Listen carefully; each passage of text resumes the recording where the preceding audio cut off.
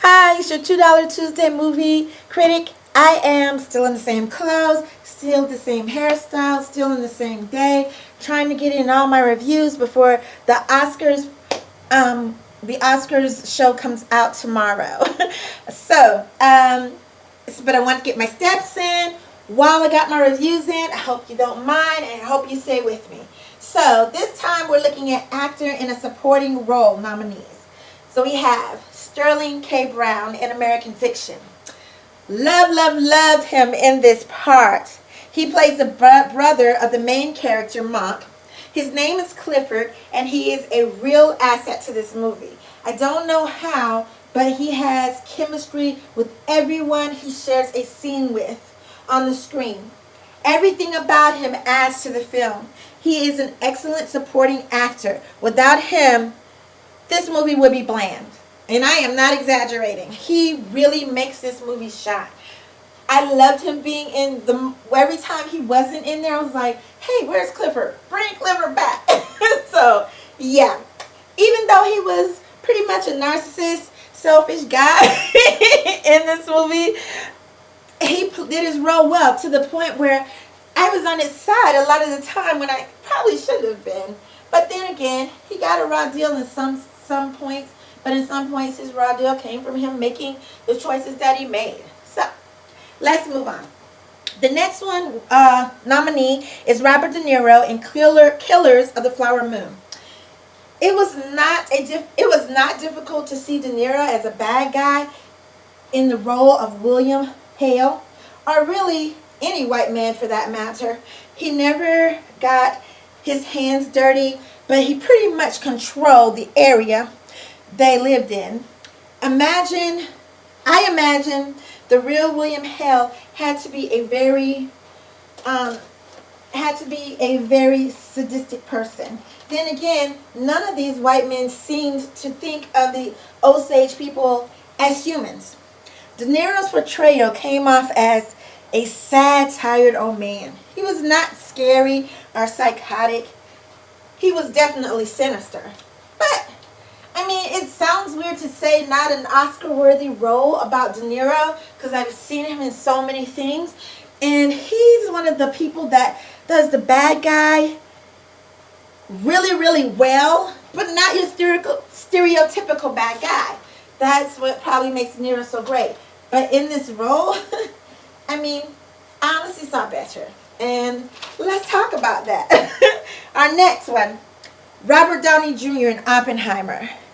Downey Jr.'s character, Louis Strauss, was the perfect adversary to J. Robert Oppenheimer. He played his part so well, he was a convincing or conniving snake that wanted the greatest revenge on a man because his feelings got hurt. Sound familiar? Trump and Obama. Let's get that. The thing is, none of these men really seem to like each other except a couple of Oppenheimer's true friends. He played this role so believably, he will probably win because this movie has been so popular during award season. And that's true. It has been very popular, as everybody knows that's been watching the awards. I've been watching the highlights, not the actual shows, I have to admit.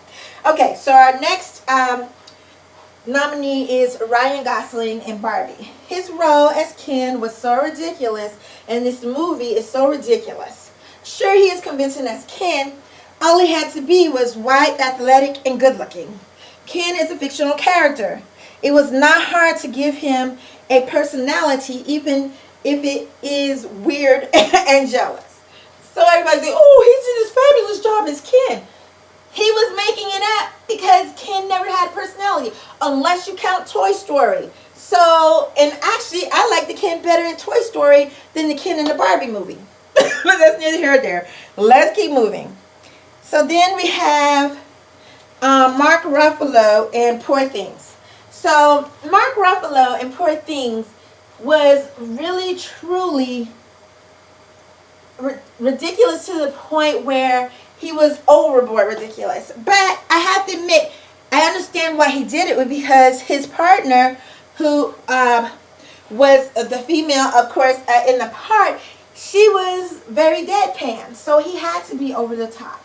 I get it, but he stayed over the top. He became, at one point at the beginning of the movie when he's first introduced, he was actually pretty pervert-like.